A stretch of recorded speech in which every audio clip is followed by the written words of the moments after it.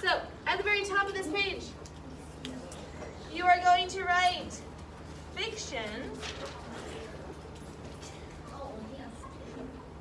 Fiction. No, this is your reading notebook. This is the page after quarter one. After you write fiction signpost at the top, you're going to make 6 boxes on your page. It does not have to be perfect. Okay.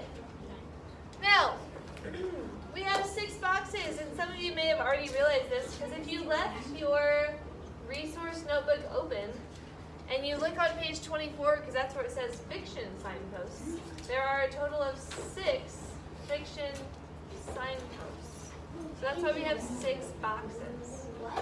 When I am driving in a car, or when your parents are driving in a car, or when you're in the bus, or on the bus, there are signs as you're driving on the road.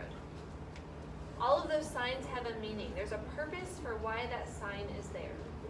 And so when we see signs, our brain stops and thinks, what do I need to gather from that sign? So for me, for instance, if I'm driving in my car and I see a stop sign, I'm going to stop. Because what would happen if I don't stop? Yeah, I could get in an accident. Something bad could happen. Now, there may be times where there's literally no one out and I might not get hurt sometimes. But for the most part, that stop sign is there to help me.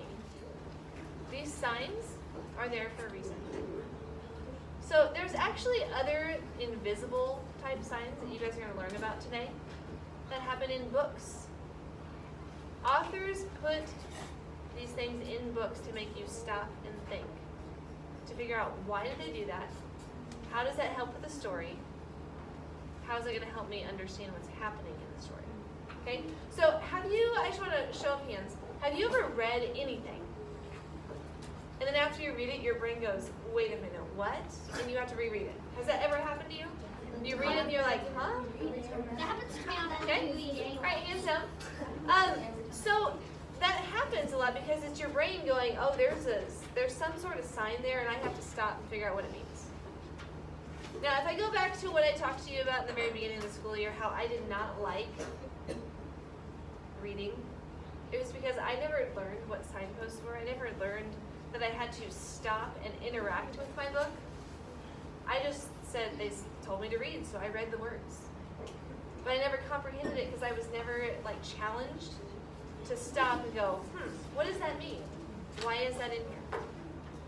Okay? So I'm going to teach you some signposts, some things you may come across as authors have written in their books on when are good stopping points to go, okay, why did the author put this here? What am I supposed to gather from this information? Or, that is weird. Don't just keep reading, figure out why it's weird. What's happening? Okay? So anyways, the author wrote that on purpose. We need to figure out why. That's the thing in the purple there in the middle. We got to figure out why. Because if you don't figure out why, you're going to be like me when I was younger, and I just kept reading and I didn't comprehend a thing that I was reading.